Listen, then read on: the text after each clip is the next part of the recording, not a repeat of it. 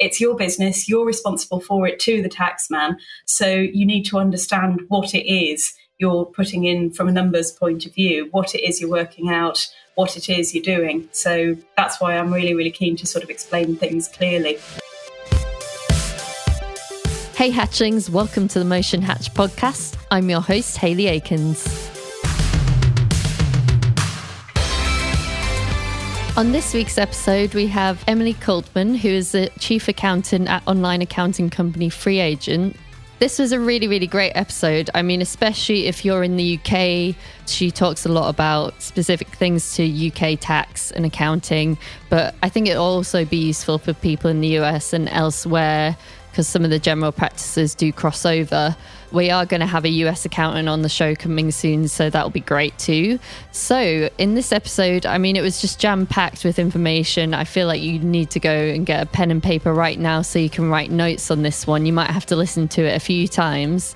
We talked about the differences between operating as a sole trader in a limited company and why maybe you would pick one over the other when you're starting your business. We spoke about the importance of separating your personal bank account and your business one. And we talked about what you can expense and the ins and outs of VAT. She also spoke a bit about when you're working with clients overseas and things you need to think about in terms of your accounting when you do that. So I think this is a really great episode, so I hope you enjoy this one.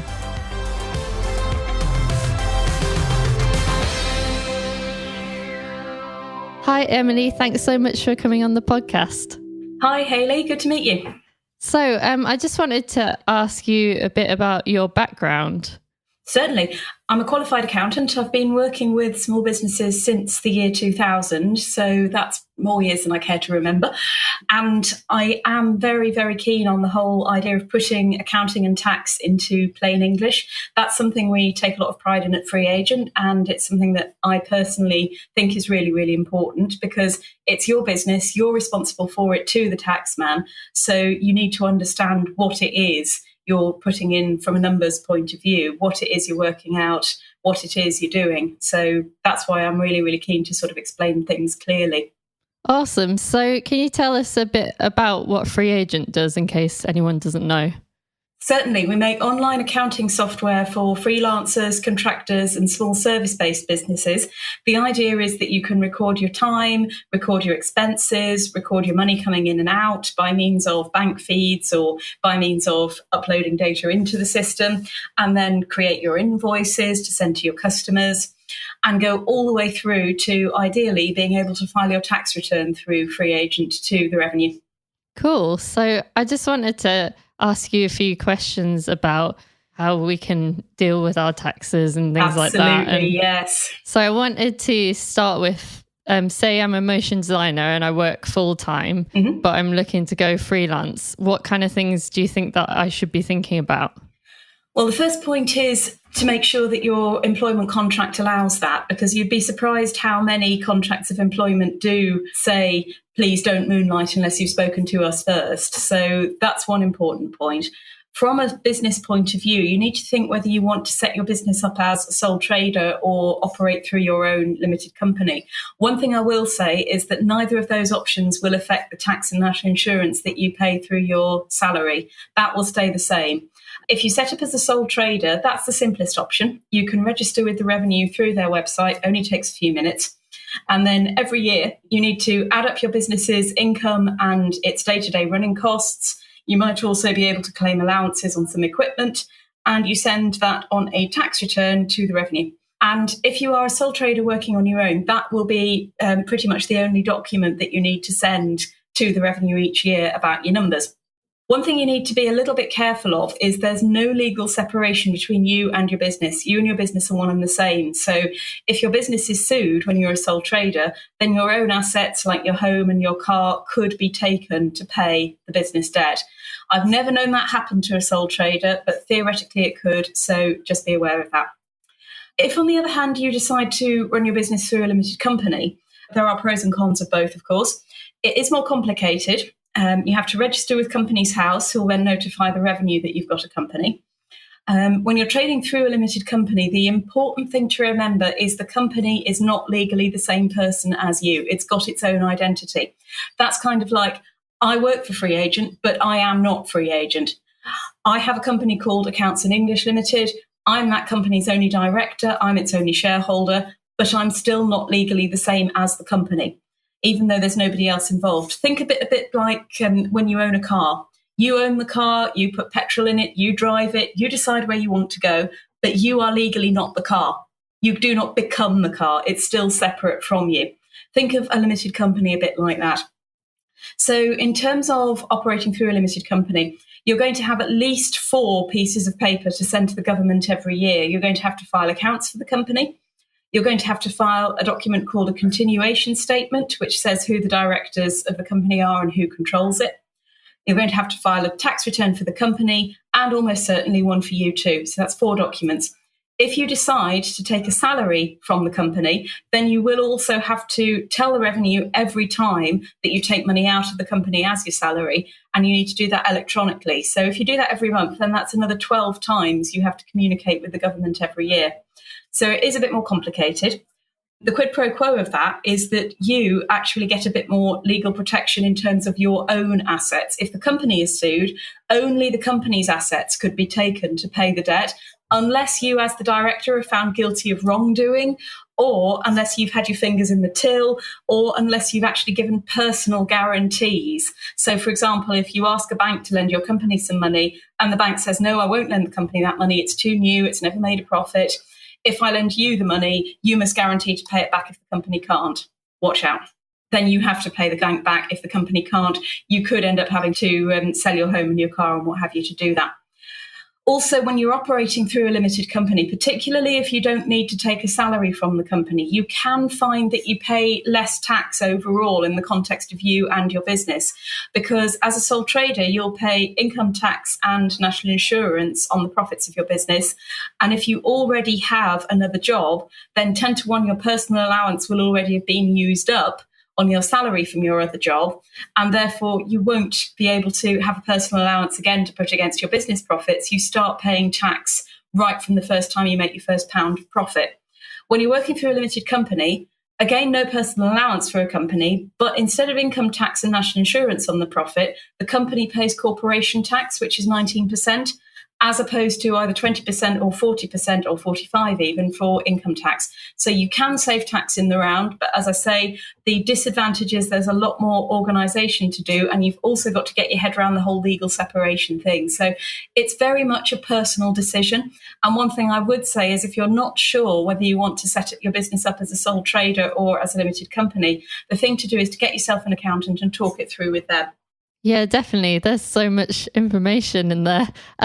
So the first kind of thing that you said about, moonlighting and stuff like that, I thought that was really interesting because obviously that will affect your tax because you would have to pay as a sole trader and you'd have to pay your own tax as well. PAYE. Yes. Yeah. So basically what you have to do is you need to remember that you are paying tax on your salary. That's through the pay-as-you-earn scheme. Pay-as-you-earn, PAYE, is not itself a tax. It's a way that the government collects income tax from your wages. So you pay income tax and national insurance on your wages. You would also have to pay income tax and national insurance on your business profits as a sole trader. The way you do that is you put everything on your tax return. So a tax return contains a set of pages where you put things like bank interest received, dividends received. If you are employed, it contains a set of pages for your job. If you're self-employed, in other words, a sole trader, it contains a set of pages for your profits as a sole trader. Then basically you add up all your income, take off any tax you've already paid, like the tax taken off your salary. You end up paying tax on the difference effectively. So you pay tax on whatever income you haven't already paid tax on. Yeah. So then if I'm doing that for a bit and then I wanted to kind of do full-time freelance, would it be better to be a limited company, do you think, because of what you said about no one could come and take my house, for example, if I was a limited company, if they wanted to sue the company? You would never be a limited company. You are always going to be Hayley. You would be able to set up a limited company to trade through, but you would never actually become the company. That's something quite important to distinguish between and get your head round. An individual does not become a limited company. They run their business through a limited company. Sure. So it doesn't really make a difference if it was called Haley Akins Limited or like Graphic Design Limited or whatever. It's like Absolutely separate not. from you. Yeah, it is still separate from you. So if I'd called my company Emily Coltman Limited, it would still be separate from me. I would not become the company, just in the same way that if you set up a company, it wouldn't matter whether you called it Haley Atkins Limited, Graphic Design Limited, or Bright Green Apples Limited. It's still a separate legal entity from you. Cool. Yeah. So can you explain why like someone might take a salary, like you said, and then they pay themselves dividends to kind of make up the rest? Okay. First point, they wouldn't actually be paying themselves dividends. It's the company that would pay them dividends. Their company that they're running the business through would pay them dividends. So in terms of why they would do that, well, that route actually used to be a bit more popular than it is now, because what you could do is if the company were your only source of income, let's say, so you would take a salary enough to satisfy the requirements for national insurance so that you would be entitled to state pension for that year. Yeah. Then you would take the rest of your income up to the basic rate tax band, so that's the point at which you stop paying 20% tax and start paying 40% tax. You take up to that amount as dividends, and you would actually end up not having to pay any more tax because dividends were treated as already having had basic rate tax deducted from them. But the rules actually changed in April 2016, such that dividends, you now get the first £5,000 worth of income that you receive every year as a dividend at 0% tax. After that, you do start paying tax on it. So you will find nowadays that perhaps if you've been running your company for a few years, you may well find that you're paying more in income tax than you used to because you're paying more on your dividend income. That's because the rules did change. Yeah, so is that going to change again in the future? I think I read that it might go down to £2,000 next year. You're quite right. Yep, you are quite right. The 5,000 is due to drop to 2,000. Yeah, okay, that's interesting. So if you're just starting out, do you always recommend to get an accountant? Well, put it this way, not every business does have an accountant. It's not a legal requirement. I would probably always suggest it's a good idea to have a chat with one. Find an accountant who does speak plain English, mind. But I would always suggest it's a good idea to have a chat. Just make sure that, for example, that you've set up your business in a way that's going to suit you and suit your lifestyle, because it may well be that you like the sound of the limited liability and the reduced taxes if you operate through a limited company.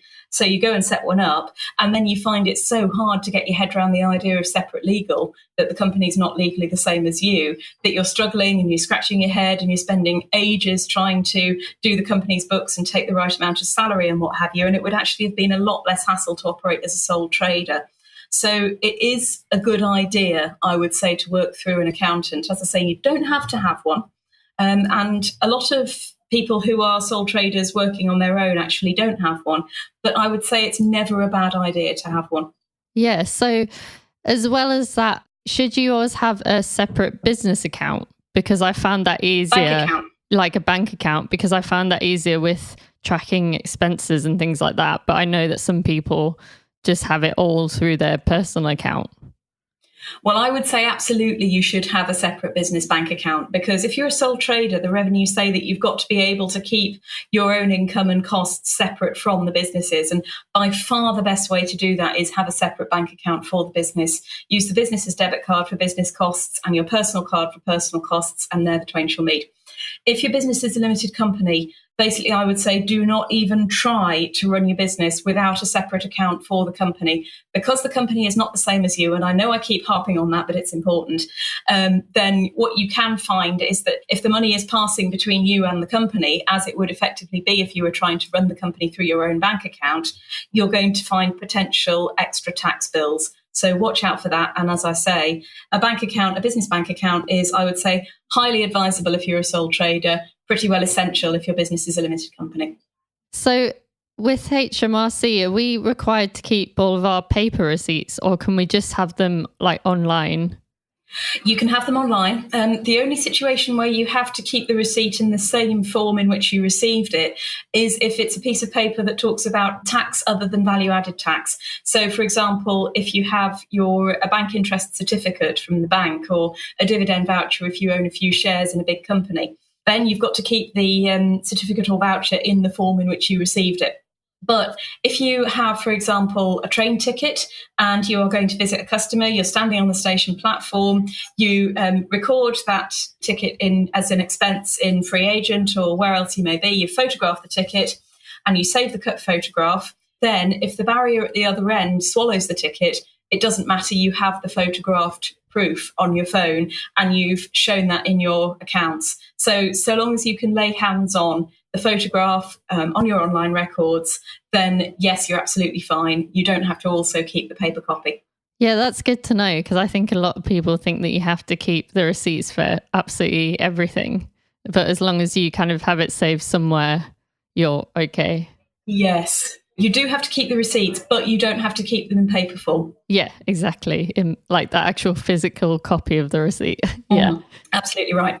So what kind of expenses, if you're a limited company, say, can you expense? Like if you're a freelancer and you have the limited company, through that?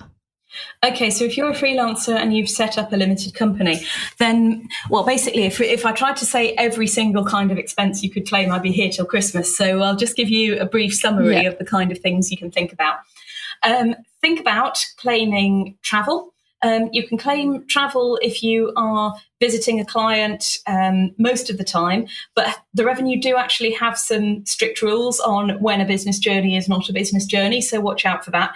If you're traveling between your home and a workplace that you go to regularly and predictably, that you're going to be at for more than 40% of the time for 2 years, then you'll find that the revenue will count that as home to work travel, so watch out for that. In terms of travel, by the way, if you're traveling in your own car, if your business is a limited company and you're traveling in your own car, there are approved mileage rates that you can use. The revenue say you should claim 45p a mile for the first 10,000 miles, 25p a mile thereafter. And that's 10,000 miles that you travel in the tax year, which is the 6th of April one year to the 5th of April the following year. So that's travel. Food and drink when you're out and about visiting clients. This is one area where the rules are quite different for limited companies and sole traders, so do be careful. If your business is a limited company, then pretty much you can claim back food and drink when you're out and about on business. If, on the other hand, your business is a sole trade, there's only 3 situations where you can claim food and drink, because the revenue do take the somewhat stern view that we must all eat to live. So they say that if you're buying food and drink, 9 times out of 10, it's not going to be an expense to let you run your business. So you can claim the cost of food and drink if you are away overnight on business, or if your business is by nature itinerant. So that would be, for example, a jobbing builder, a jobbing chimney sweep, spends a little while at each place and moves on to the next one. And also if your journey's outside the normal pattern of your business. So those are the 3 situations when you can claim food and drink as a sole trader.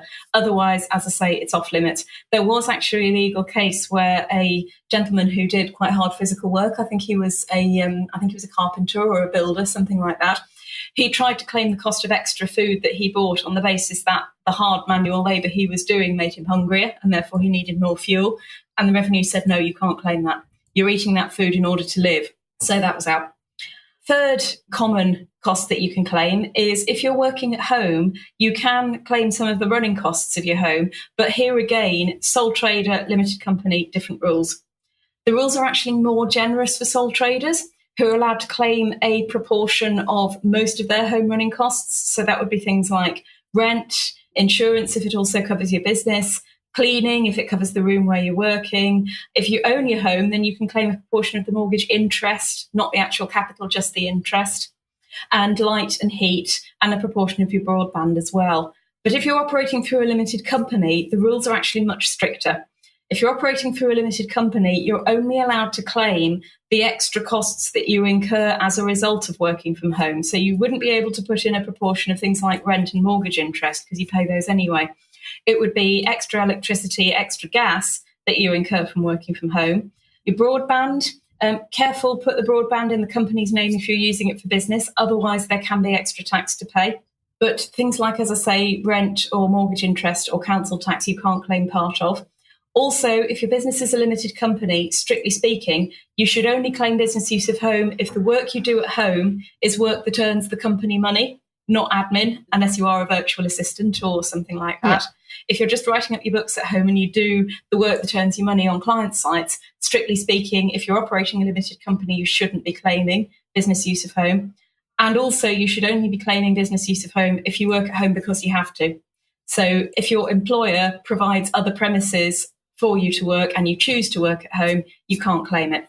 So those are 3 common costs that have got quite a lot of gotchas hidden there. And we do actually have on the FreeAgent website quite a lot of useful material. We've got a couple of infographics that talk about what you can claim if you work at home. And we've also got a guide called Can I Claim It?, which looks at expenses, what you can claim if you're a sole trader or if you're running your business through a limited company. So if you search for FreeAgent Can I Claim It?, you'll find them. Cool. That sounds good. We can put the links to those in the show notes as well, so people can quite easily access them.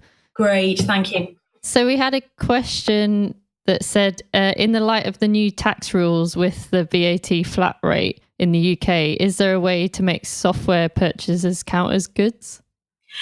Software purchases count as goods if the software is a physical item on a disk. So if you go into PC World or Staples or wherever it is and you buy a disc off the shelf, you can see it, you can touch it, that's goods. But unless it's bespoke software that you download from the internet, my understanding is that would be services, and no, you can't make it count.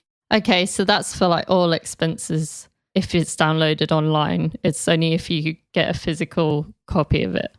No, that's not all expenses. That's only in the case of, does it count as goods or does it count as services for VAT? Oh, okay, yeah. So the new VAT rules for limited cost traders are that they have to spend so much on goods every quarter.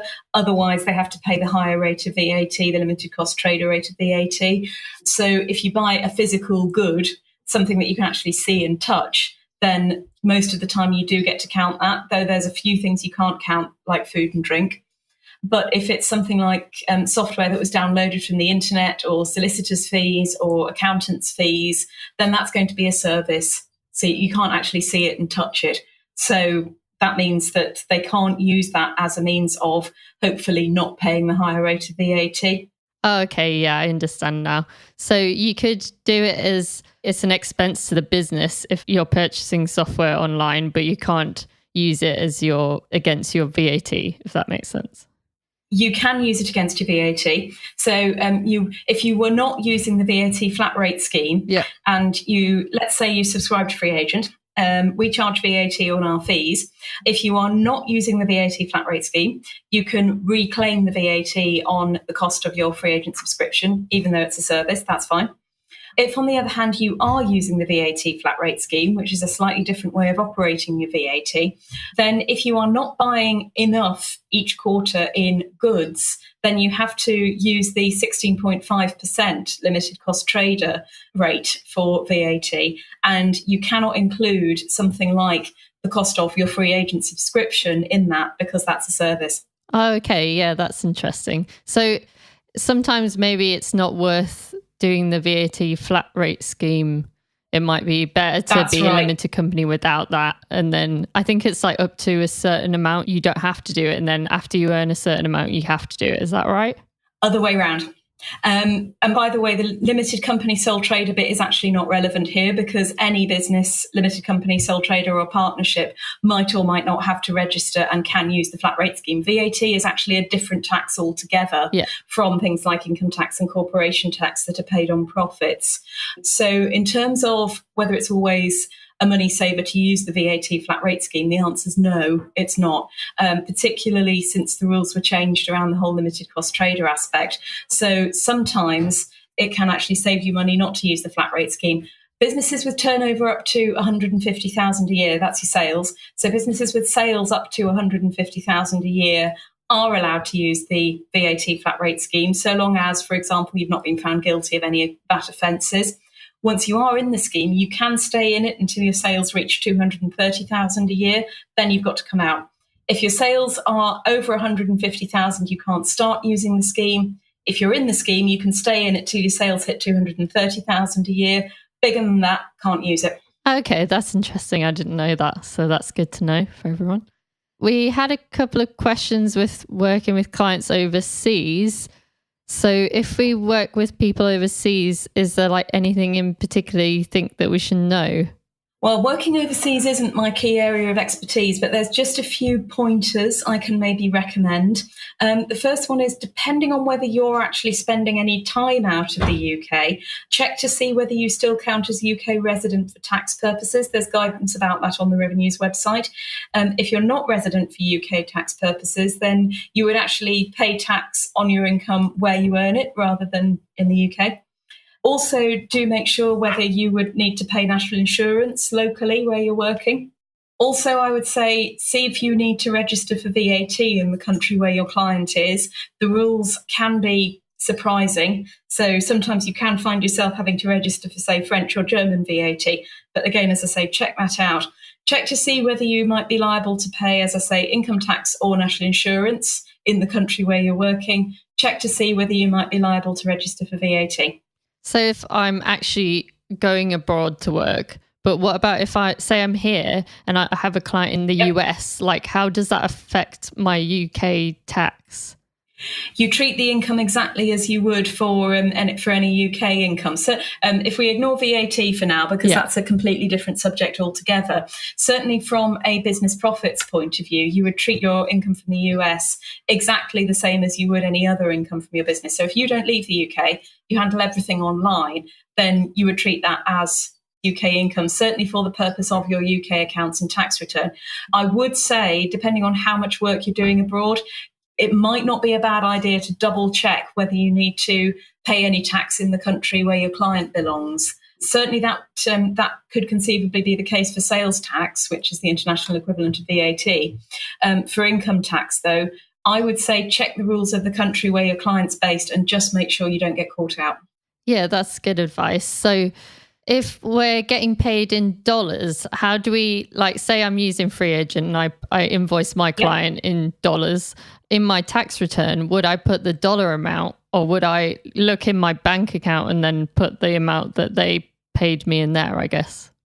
If you're using FreeAgent, then FreeAgent will actually do it all for you. You can create an invoice in dollars and FreeAgent will actually record that sale in sterling in your tax return as at the date you made the sale, which is the correct thing to do, because you need to record the transaction as at the day the sale took place. In other words, the date of the invoice. So rather than just taking how much money you earned in sterling, you need to say, okay, on this day, I made a sale for X number of dollars, which was worth Y number of pounds. So I put Y number of pounds into my business as income.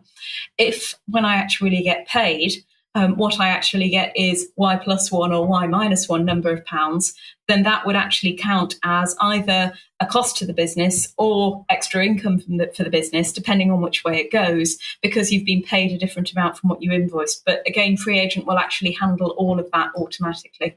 Okay, that's good to know. So you're supposed to charge it on the basis of like whatever the conversion rate was that day.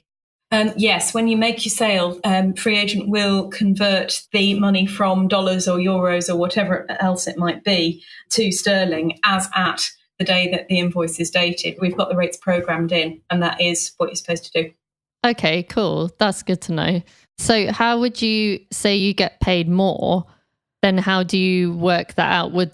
I guess FreeAgent would just add it on, but would you add it on to your invoice or would you count it as something else?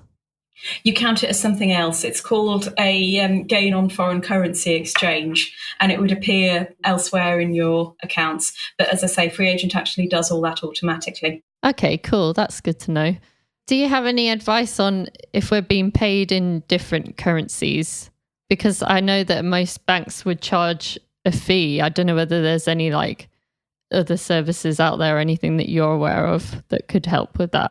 Well, one I've heard of is called Transferwise. I don't know if you've heard of them, but what they do is if you use their service, then what they do is to look for two people who want to send money the opposite way. So, for example, you've got an American business that wants to pay a British company in pounds. and you've also got a British company, another British company that wants to pay an American company in dollars, what Transferwise do is pair those two up so that one American company pays the other American company in dollars, and then one British company pays the other British company in pounds, so that actually everybody's using their base currency. So that way you do, as you rightly say, not end up having to pay bank charges. Oh, yeah, that's good. I'll look them up. I have heard of them before, so I think that's a good tip. Yeah. So this is going to come out around January. Do you have any tips for getting your self-assessment in? When is that due and things like that? Well, your self-assessment tax return is due by the end of January. So ideally, I would say for next year, try and do it a bit earlier to give yourself a bit of time. But if you are coming now in January to do your tax return, it's got to be in by the 31st of January. You've got to file it online. If you file it on paper in January, so long as it's not one of the categories for which the revenue cannot accept an online return, then you can send it on paper. But if you file it on paper in January, you will actually get fined £100. And also you'll get fined £100 if you file your tax return on or after the 1st of February. Got to be in by the end of January.